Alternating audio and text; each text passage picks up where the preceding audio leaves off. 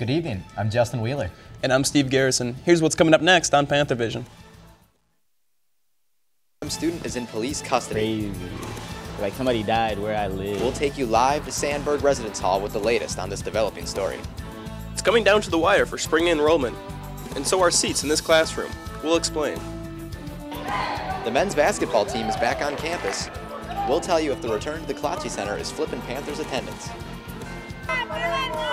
And they're not protesting the toppings. We'll show you why this pizza is getting a rise out of protesters.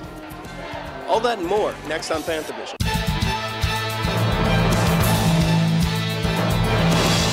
From the University of Wisconsin-Milwaukee, this is UW-M Panthervision. A weekly newscast reported, written, and produced by students in the Department of Journalism and Mass Communication.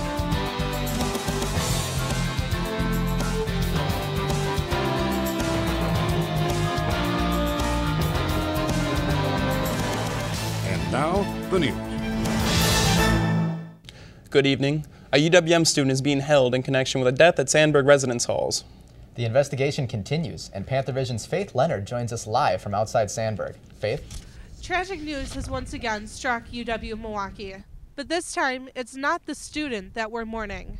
As I found out, it's a relative.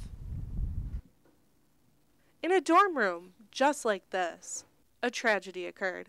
It freaks me out a lot. It's something you hear about, but you don't really know what to feel until it actually happens to you. It's crazy. Like, I did not expect it at all. Like, somebody died where I lived. 56-year-old Timothy Stanzik died last Monday night while visiting his nephew in Sandberg South Tower. The fact that it happened here.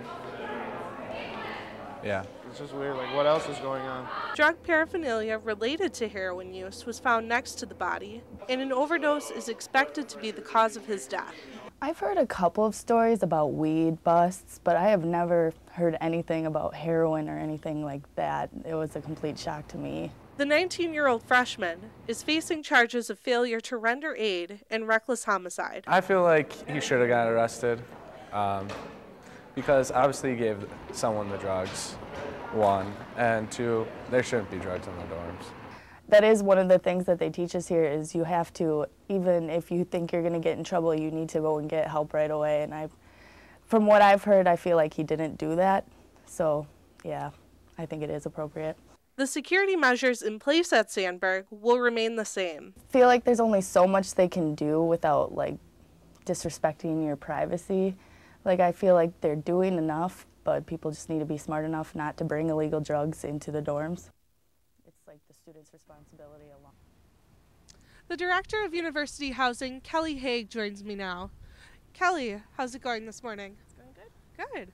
I'm just wondering, what actions is the university taking against the student that was arrested? So I'm not able to talk about a specific student, but I can say that in general, when we have students who violate our housing policies about dangerous drugs, they're always removed from housing. Their contract is terminated. We also work closely with the Dean of Students Office, who generally would take action from a student status perspective. Well, excellent. Thank you so much for joining us this morning. All right, that's it from Sandberg. Back to you guys in the studio. Thank you, Faith. The latest statistics on heroin abuse show somewhat mixed results. The good news, heroin abuse has somewhat stabilized in Wisconsin. The bad news, dependency has nearly doubled in the last decade. The U.S. Department of Health and Human Services says heroin dependence among persons aged 12 and over has nearly doubled from 2002 to 2011. In that time, initiates to the drug between the ages of 18 and 25 grew from 53,000 to 89,000 annually. And according to the White House Executive Office, the number of drug-induced deaths has doubled from 1999 to 2007. The UW system offers more than 4,600 online courses and 120 online degree programs. And soon, there will be more. Governor Walker has announced that a flex degree program will start in the fall of 2013, and UW-M will lead the way. Panthervision's Amy Watanabe has the story. The use of technology is on the rise, and if you have a cell phone, a tablet, or a computer, you can earn your degree just about anywhere. The University of Wisconsin-Milwaukee and Chancellor Lovell announced it's implementing a new online flex degree program next fall. Yeah, and so this is another option for students that will allow the students, maybe non-traditional students in particular, people that maybe not be, students directly on our campus, to continue their education and actually get credit for things like life experience and be able to take online options. The Flex Degree program at UWM focuses on 4 areas: nursing, diagnostic imaging, a Bachelor's of Science in Information and Technology, and a certificate in professional and technical communication. Simone Conceição says, the program is at your place and at your pace. You can decide to learn any way you want. So students who are taking online courses and they have families, family schedule, their family role, they can choose when to take the course, or they can decide on the schedule or when it's most convenient for them. 26-year-old Mike Bone says he wishes the Flex program was offered for more majors because he's busy too. Yeah, it'd be nice if classes would work around me. And he doesn't want to be in school forever. I'm set to graduate in spring, but don't even know if I can get into a class or not. If I don't get into that class, I'm stuck without a degree for another 6 months. That's going to cost me between $15,000 and $20,000 in the real world. I mean, money is serious. Most younger kids wouldn't care. They're like, oh, I'll get another 6 months here. But for me, this is serious. I want, I want to get married someday. I want to have a house someday. UWM is the first to use the flexible degree program in Wisconsin and hopes to add more majors in the future.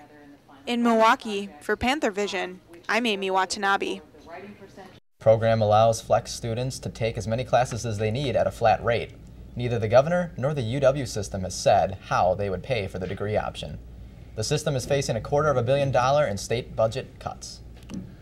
The UW Board of Regents has found a new way to keep the money coming in and balance its budget. The region voted to raise the out-of-state enrollment cap from 25% to 27.5%. This means more out-of-state students will be admitted for the first time in 40 years. UW-Madison is also pledging to offer 200 more freshman seats to Wisconsin residents. The UWM Student Association is demanding the university stop selling Palermo's Pizza. It's a 7-month dispute that's at a standstill. As I found out, it's capturing the attention of local suppliers.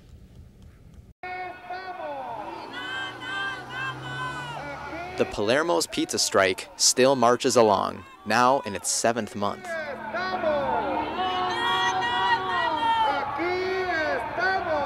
A patchwork quilt of organizations on and off campus have garnered support for the cause. Some of that support is happening right here at UWM, thanks to this woman. Tiffany Strong authored a resolution passed by the Student Association calling for the removal of Palermo's Pizza from the UWM Union. I think if Palermo should realize that the people that in their community and nationwide are not in support of what they are doing. Victor Alvarez of Voces de la Frontera is one such member of the community. We need to get all these workers back to their jobs. Alvarez is working to take Palermo's pizzas off the shelves of Milwaukee retailers, some as big as Costco. They buy like 60% of what Palermo's produces in frozen pizza. So we really think that if we can impact that business to some degree, that's when they're really going to open their eyes and realize that this is a really big issue and that there are people who stand behind us. This wouldn't be the first time a business has been thrown off campus. Restaurant operations at UWM stopped selling Tyson chicken after a similar labor dispute in 2003. It's almost like college girls going wild, where our management is going wild. They've stripping all our rights away. Local labor leader Gilbert Johnson knows how to handle himself in a labor dispute. He's the vice president of AFSCME Local 82. We've made a request to meet with the chancellor. We certainly would like to pressure him to stand with, the workers. With the resolution passed, it'll be up to the chancellor to decide if Palermo's stays or goes. In Milwaukee, I'm Justin Wheeler for Panthervision. The UW Licensing Committee has issued a recommendation to Madison Chancellor David Ward. The committee claims that working conditions, discriminatory harassment, and sick time violations are enough grounds to violate the UW's Code of Conduct for Contractors. Coming up, we'll tell you about which UWM class is filling up quickly, with some help from HBO. And a TV show comes to Milwaukee, sending students into a frenzy. All that and more when we come back.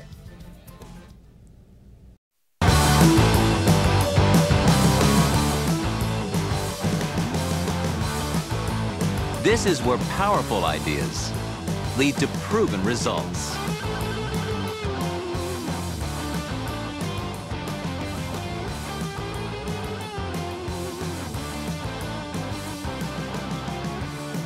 This is where you belong.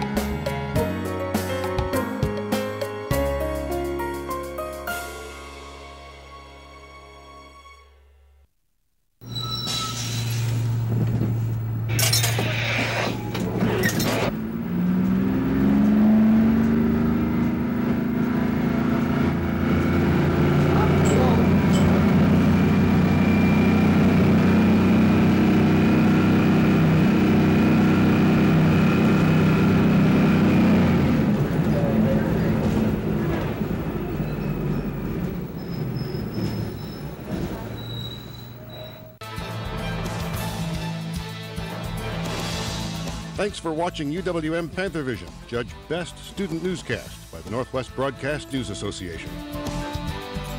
Panthervision is produced by students in the Department of Journalism and Mass Communication in association with Milwaukee Area Technical College.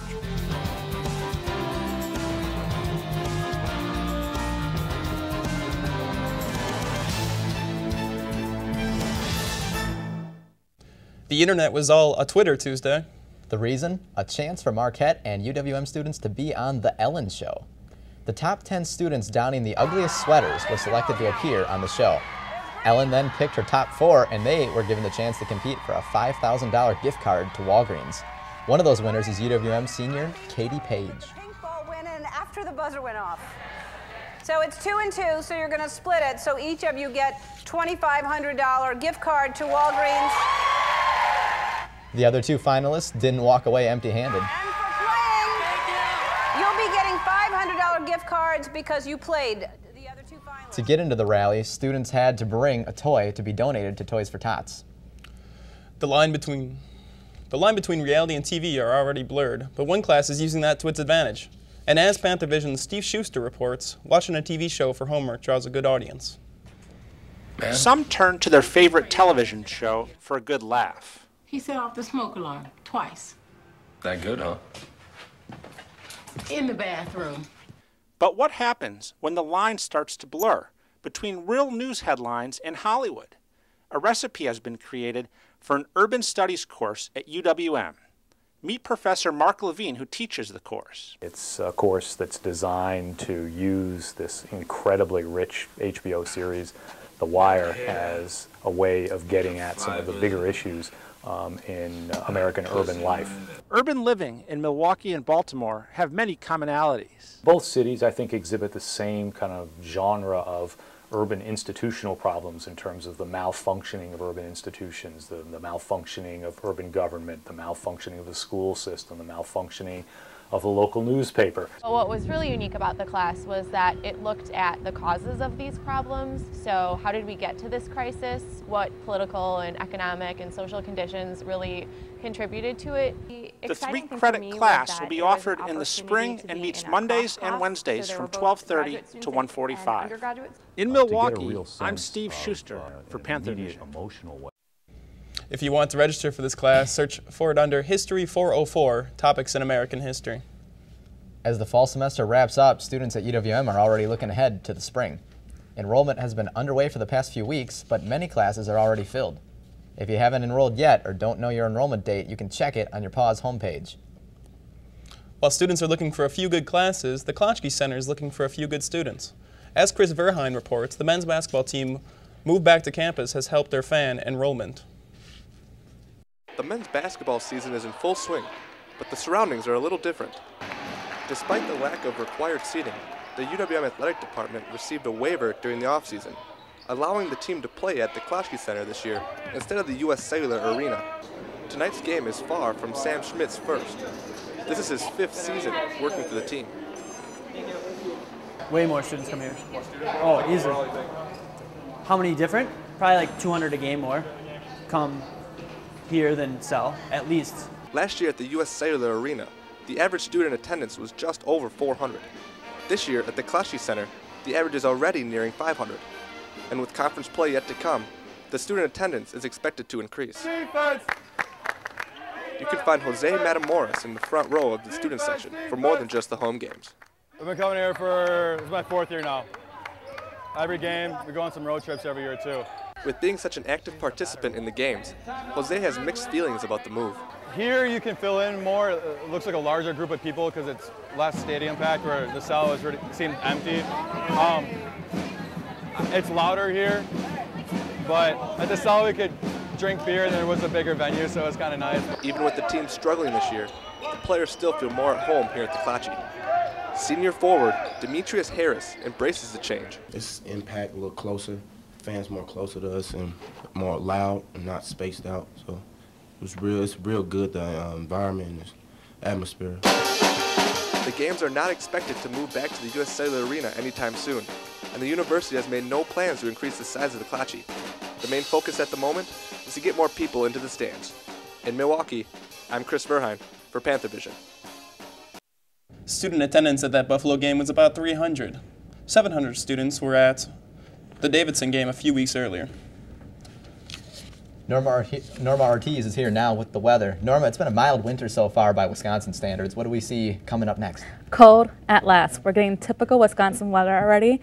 Much of the state northwest got a lot of snow. However, in Milwaukee, we did not get any snow, but as you can see from our live shots, kids are bundled up, so people really are preparing for winter. Our weather headline today is going to be cold, but it will be sunny, and there will be a possibility of snow. So even though we did not get snow, we might still get it anyways. So our current conditions today will be partly cloudy, temperature at 33, dew point at 27, and a barometric at about 30 inches. Current conditions will be a high of 34, low of 24, and participation at 30. So temperatures across Wisconsin are ranging in the highs and lows, with Milwaukee getting 35, Madison 31, La Crosse 30, Eau Claire 21, Rhinelander 16, and Green Bay 25 in the highs. Eau Claire will get 28, Milwaukee 39, Madison 36, La Crosse 34, Oshkosh 35, and Green Bay will get 35 as well. Tonight we will get snow showers with the low of 24, winds at north-northwest 12 miles per hour. Tomorrow partly cloudy, high 33, low 23, with winds west at southwest 13 miles per hour. And Wednesday it will be partly cloudy with the highs of 37, lows 24, winds at south-southwest 13 miles per hour. So what are we looking at ahead this week? Well, Thursday it will be partly cloudy with a high of 43, low 29. Friday it will be also partly cloudy with a high of 42, low 34. Saturday and Sunday, showers, partly cloudy, temperatures in the 30s and highs and lows in the mid-20s. Okay. Well, you know, we got this Bears-Packers game coming up in the next couple of weeks. I'm curious, what kind of weather can we expect for that? Cold and snow. Yeah. Football weather, perfect. There is some confusion staring over student government at the MATC downtown campus. Joshua Hansen takes a look in tonight's MATC report. With the next semester around the corner, elections will be held for student government. But where to go to vote and what the student government actually does is another story. Like many students at MATC, Diamond Barnett Lewis doesn't know where to vote. No, I have no idea where to vote for school representatives on campus. Denzel Allen, the president of the Black Student Union, tells you where you can vote. Well, you can go vote in the Student Life office, Archie Graham's office, next semester. Where to vote is not the only thing students are confused about. Many don't know what the student government does. I'm honestly not entirely sure. I know they set up a lot of student events, but as far as dealing with the kind of everyday of the school, I'm not really sure. The blame doesn't rest solely on the student government, but also on apathetic students. Well, you know, some students just be students and they really don't use it like that. Yeah, I guess I just kind of don't care. I mean, I do feel like probably I should know, which is maybe a failing on my part, maybe on their part. Denzel says students don't actively participate in student government meetings.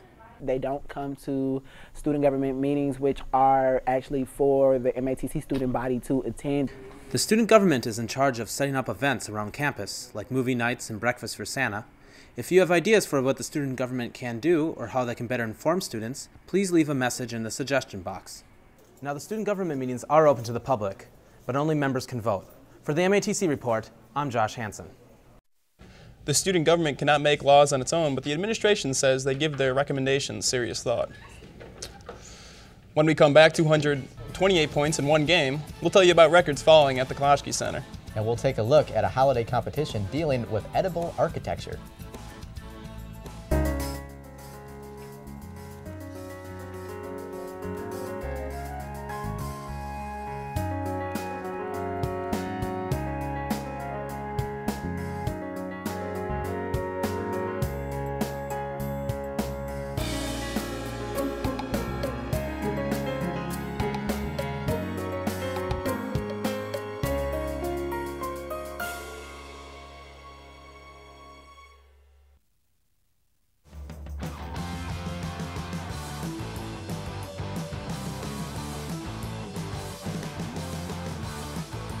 This is where powerful ideas lead to proven results.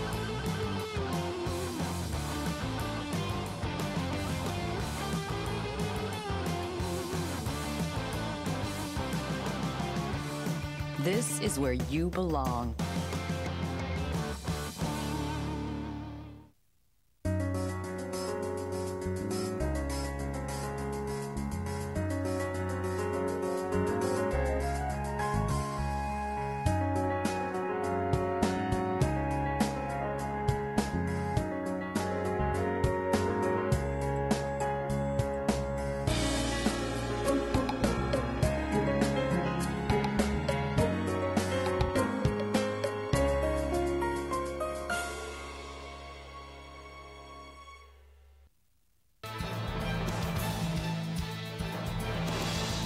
Thanks for watching UWM Panthervision, Judge Best Student Newscast by the Northwest Broadcast News Association. Panthervision is produced by students in the Department of Journalism and Mass Communication in association with Milwaukee Area Technical College.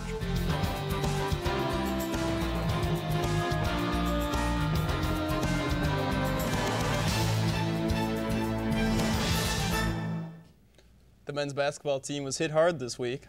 But the women were shattering school records. Tyler Berg joins us now with sports. Tyler? Thanks, guys. The women's basketball team is rewriting the record books in spectacular fashion. The Lady Panthers beat Bradley at the Kloschke Center by a score of 116-112. Sophomore Ashley Green sent the game into overtime with a three-pointer at the buzzer. Needs a three to tie. Decora, the launch to Green. Ashley for the tie. Baked it in! Fourth three, and we're going to overtime! The game eventually went into double overtime, and records were falling all over the place. The 116 points marked the most ever scored by a UWM team, and the combined score of 228 demolished the previous UWM record of 200. The Panthers sank a whopping 17 three-point shots, a school record, and an NCAA Division I season high. Ashley Green led the Panthers with a career-high 33 points. The men's basketball team hosted 2 games last week after being on the road for the past 5 games. UWM dropped a 72-52 decision to Buffalo Wednesday night at the Kloschke Center. Jordan Aaron scored 23 points and Paris Gully added 16 for Milwaukee, but Buffalo outscored the Panthers 56-22 in the paint, leading to the loss. The team hosted Northern Illinois Friday and took the lead in the first 45 seconds of overtime to claim an 80-50 victory. Sunday, the team lost to DePaul University with a score of 84-50. The team heads back out on the road to play Fairfield on Wednesday. Back in the 2000 Rose Bowl, Barry Alvarez led the Badgers to a victory over the Stanford Cardinal, capping off his second straight Rose Bowl win and third overall. This season, Alvarez will lead the Badgers back to Pasadena to take on the same Stanford Cardinal. The athletic director will take the field because of Coach Brett Bielema's surprise decision to leave the Badgers and take the head coaching position at Arkansas. Bielema led the Badgers to 3 straight Big Ten titles, including a 70-31 rout of Nebraska in last Saturday's championship game. Bielema made Alvarez aware of his decision Tuesday morning, and Alvarez didn't waste much time beginning his search for a new coach. Made contact with a representative of a coach that I was interested in and had him in my room in 5 minutes after Brett left and started my process. Team captain Mike Taylor approached Alvarez about coaching the team. Before accepting his invite, Alvarez made sure the players knew this wasn't just a publicity stunt. I told him I would be honored to coach them, and I wanted them to understand if I were going to coach, we weren't going to screw around. We were going to go out there to win. The Rose Bowl is at 4 o'clock on New Year's Day. The UWM Athletic Department is now formally searching for a new athletic director. Andy Geiger, the current director, took the position last May. I came here to try to stabilize the program as much as I could in 1 year and give the campus leadership an assessment of where we are and what we need to do. The search for a new director is an important one. Geiger wants to find someone who has the same passion as he does for stabilizing the program. He or she wants to really transmit the concept of athletics and the experience of athletics in a positive way to student athletes. Geiger will continue his duties at the athletic department for the remainder of the academic year. He'd like to campaign for an expansion of the athletic complex. Enormously to the detriment of all. Review of applications for the new athletic director will begin in January. The baseball team is cooking up wins for next season.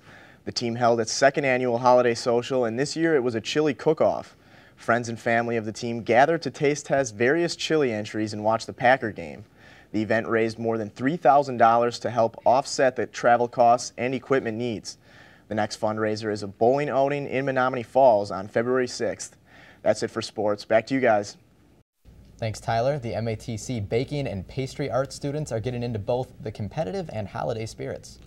Jeff Morris has more on tonight's MATC report. With Christmas right around the corner, the baking and pastry art students of MATC have been preparing for a parade of homes. Homes made of cookies and candy. Each year, the baking students at MATC are tasked with a hands-on competition in the form of a silent auction that also provides real-world experience. I'm hoping this is the kind of thing I'd end up doing, so, I mean, either this or like cake decorating. Gloria D'Angelo explains why an exercise like this is paramount for the students. I think this is a good experience for them to learn new techniques. The gingerbread houses provide more than just real-world experience, however. The houses went on display downtown at the Milwaukee Public Market on December 3rd. And the proceeds of the auction for each house will be used to offer student scholarships to the baking program through the MATC Foundation. Students are encouraged to be creative in both their design concept and building materials. Well, when she told us about it, I just knew that the Nightmare Before Christmas was what I wanted to do. Most of it is made out of fondant. The structure is made out of gingerbread, the shingles, chocolate, and then there's, candies like Starburst, Peeps, sugar, wafers, and licorice. The nearly 50 houses will be judged by industry professionals on their design and quality. Visitors are also encouraged to vote for their favorites, as the winner will take home the People's Choice Scholarship. For the MATC Report, I'm Jeff Morris. Bidding for the gingerbread houses will end December 11th at 6:30 p.m. The winners will be notified on December 12th. Well, it's a busy holiday season, Steve. I mean, you got finals, you got shopping, you got all that stuff. We wish all of our viewers all the best with whatever you're doing this holiday season. Thanks for joining us. This is our last edition of Panthervision this semester.